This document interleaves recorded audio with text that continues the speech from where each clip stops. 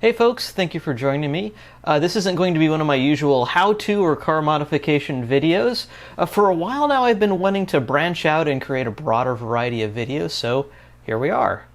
This video is about a problem on this platform, YouTube, that I don't think many people are fully aware of yet, but has the potential to affect all the information that you get here. If YouTube recommended this channel to you, it may have been because you were looking at videos of car repair or 20-something-year-old BMWs, maybe even videos about Subarus. Most of my videos tend to be pretty niche, so I appreciate every single view, every single like, and every single subscriber. I don't have enough subscribers or views to make any money off of my videos at this point, so it really is just a labor of love. Basically, I'm out here doing stuff I already would have been doing for fun or for necessity, but I'm also recording it, scripting it, editing it, all on my own dime and on my own time because, again, this is a hobby and a labor of love, and hopefully I've managed to entertain and maybe educate. But what if I told you that channels like this, where you get pretty niche information, channels that just don't function like a business or aren't profitable, just suddenly vanished?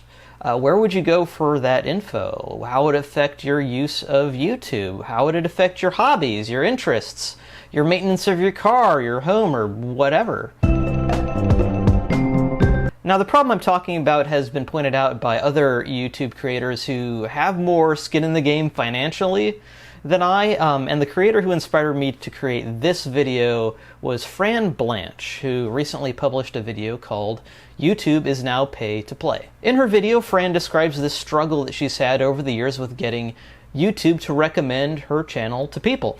And as you probably know, you may not see a video at all unless YouTube recommends it to you through its recommendation algorithm. And for creators like Fran, her channel is part of her job. She earns part of her livelihood from ad revenue from her videos, and it's probably safe to say that her channel wouldn't exist if YouTube weren't recommending it, weren't earning revenue off of her videos, and then giving a good chunk of the ad revenue to her, the creator. In her video, Fran talks about how over the years YouTube has been tightening the screws, so to speak, giving her a smaller and smaller audience and eating into her revenue, even as she's publishing videos on a reliable basis. And I was only getting like 10% of the views that I had gotten before YouTube had taken my videos off the shelf. And I showed in that video in 2018 that the reason was that my channel at that time was not monetized. And this was just at the time when YouTube decided that they wanted channels to monetize their videos.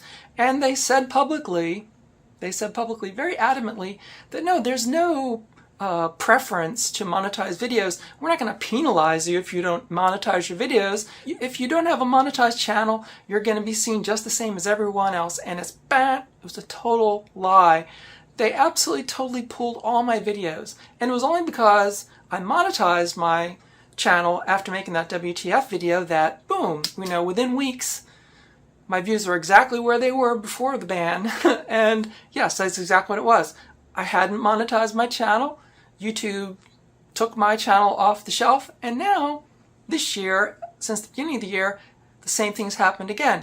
And that's not a unique experience. There are other creators who are also talking about this. It's not a coincidence that at the same time you see creators having to do more promotions, having to heighten their clickbait game, having to run a Patreon account, even shift videos to platforms that have more favorable terms because YouTube is turning off the tap. And I don't think it's a coincidence also that especially in the past 2 years or so, you've had this explosion of creators running NFT type scams that you see people like CoffeeZilla exposing. Why is YouTube doing this? Well, YouTube is owned by Alphabet, a publicly traded holding company with a market cap of 1.57 trillion US dollars.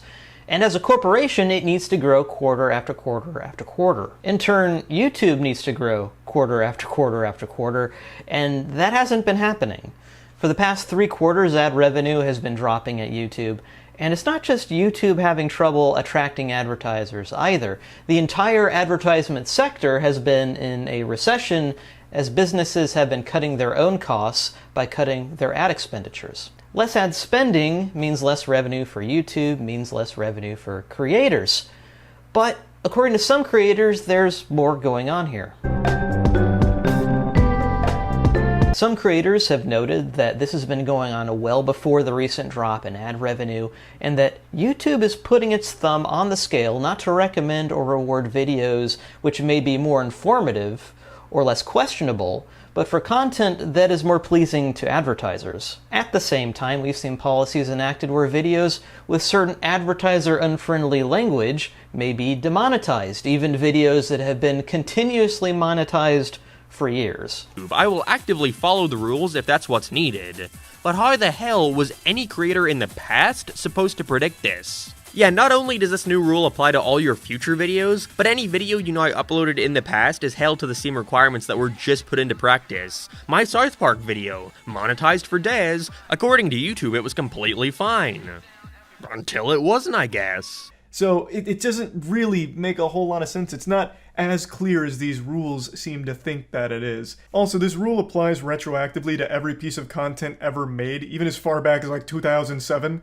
So like half of my catalog of videos is now demonetized.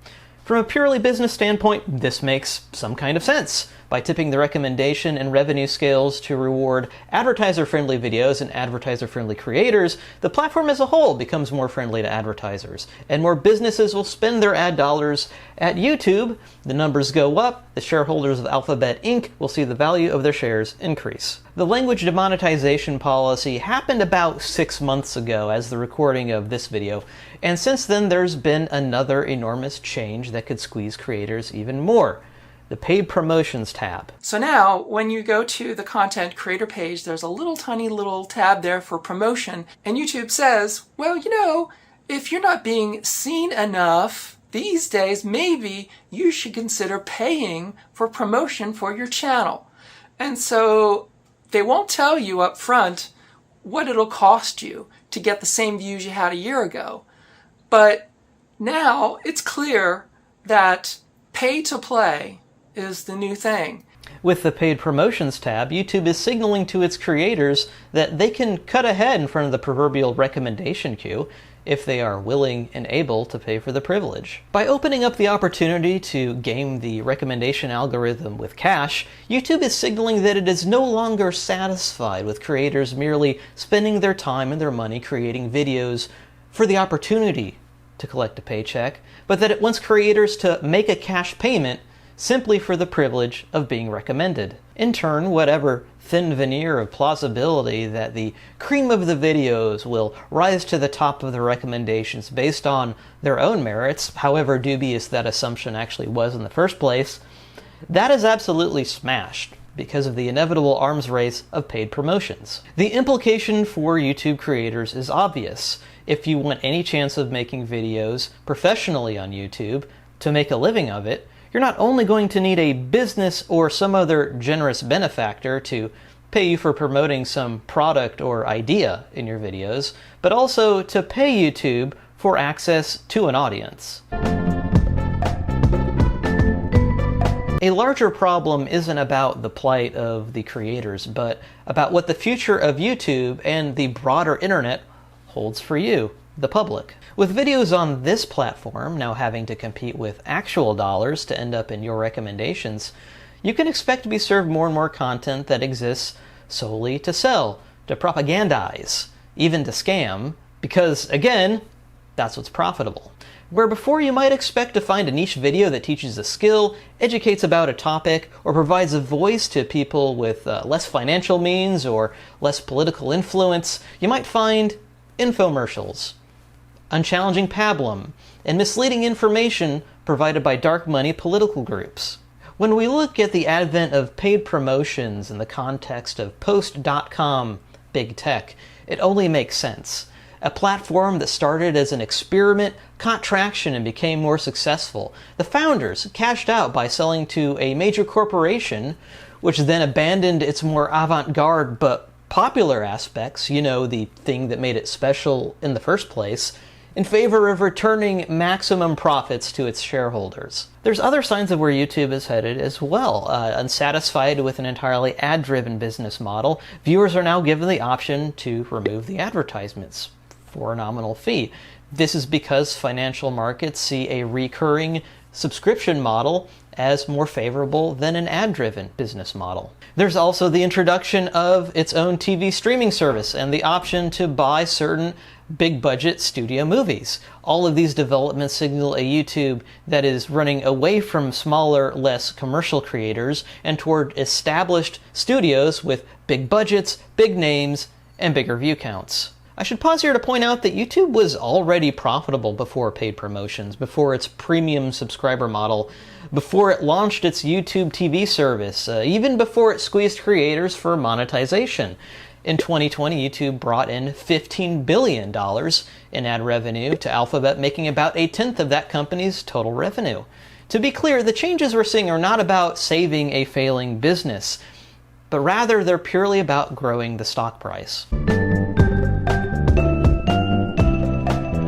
There are interesting parallels between the changes happening at YouTube to the changes happening at other major streaming providers, and also to certain social media sites, namely Reddit, which is having its own moment of crisis. If you aren't familiar with the crisis at Reddit, the CEO of that company has instituted a policy that charges third-party applications for access to the platform's API and ostensibly circumventing their ad model.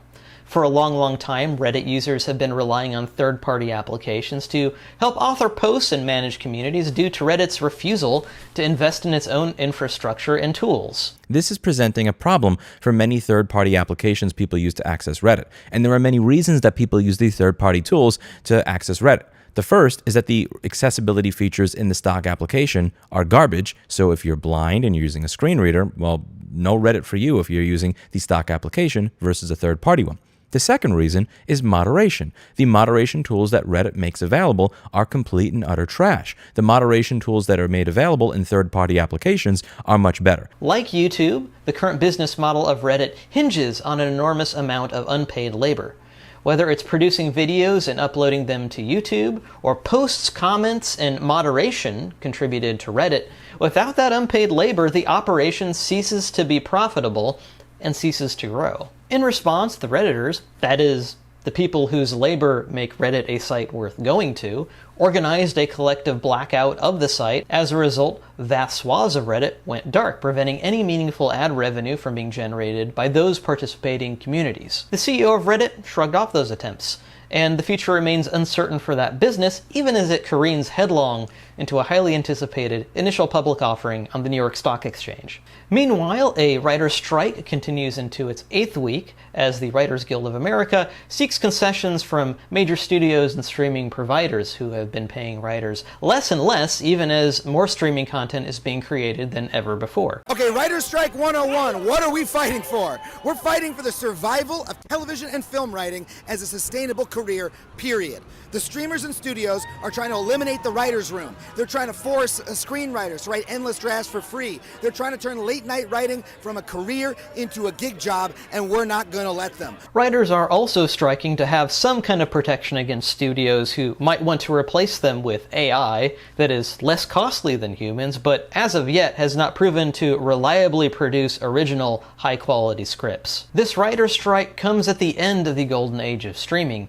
Once a lavish playground for new and interesting ideas, streaming has been gutted in recent quarters by corporations who see subscriber growth slowing and, as a result, have been going to greater and greater lengths to cut costs and create new revenue streams. See, for example, HBO shelving an entirely produced $90 million superhero film just for the tax break, or even the proliferation of ad-supported subscription tiers on services that people have sought out specifically to avoid advertisements. These developments, YouTube squeezing its creators, Reddit squeezing its Redditors, streaming services squeezing writers and subscribers, and Meta, the Facebook company, doing who knows what with Metaverse, doesn't paint a rosy picture for the future of the internet. Web 1.0 was a primitive but grand common of ideas and entertainment, which then was hyped endlessly until the dot-com crash.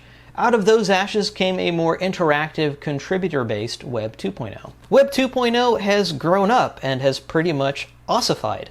85% of all web searches are performed on a single search engine. Somewhere around 60% of the world population is already on social media, and almost half of all web traffic comes from just 6 multinational corporations: Facebook, Amazon, Apple, Netflix, Microsoft, and Google. Buoyed by very low interest rates that allow venture capitalists to burn large stacks of cash, tech companies built on the backbone of Web 2.0, such as Uber, Airbnb, Bird, have pretty much maxed out their opportunity to undermine traditional businesses through predatory pricing and dodging regulations. The low-hanging fruit have already been picked. Growth has slowed, and in the financial world, where these corporations live, that is the ultimate sin. Venture capitalists often talk about the future Web 3.0 as a decentralized, open web experience free of government regulation that allows parties to exchange information and resources directly without a large multinational corporation serving as a middleman in skimming data. But if the actions of YouTube, Reddit, and the major studios are any indication, the future looks more like a system of fiefs and vassals, a walled garden where the only entertainment is either prohibitively expensive or derivative low-quality slop, and the only information available is what the digital lords deem fit for the masses, a digital dark age, if you will.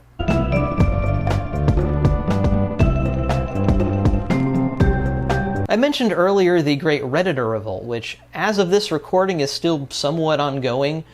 Many Redditors agreed to a limited 2-day strike, but some 300 subreddits are planning on an indefinite strike. So far, this hasn't put enough pressure on the CDO to scrap his original plans to charge opulent prices for API access. However, that doesn't mean that the strike hasn't brought about some kind of change. For one, the CEO now intends to upend long-standing Reddit policies about community moderation, allowing future strikes to be broken by some kind of voting scheme or just kicking certain volunteers out entirely. Which, to be clear, doesn't seem like a positive change, but if Reddit CEO didn't feel pressured economically by the Redditor strike, he probably wouldn't be making those changes in the first place. The Redditor Revolt shows that collective action through withholding labor not only is possible in this advanced stage of Web 2.0, but it could actually affect meaningful change. To quote the 1983 science fiction classic War Games, the only winning move is not to play. If Reddit doesn't provide fair terms for the users generating its content, then users can organize to stop generating that content. If YouTube diminishes returns for creators or diminishes the viewing experience to pad the bottom line, well then creators and viewers can organize to stop creating and viewing content here too. Especially now, deep into Web 2.0, a digital era defined by users creating the internet. Nobody's entitled to your labor. Thank you for watching, and we'll see you down the road.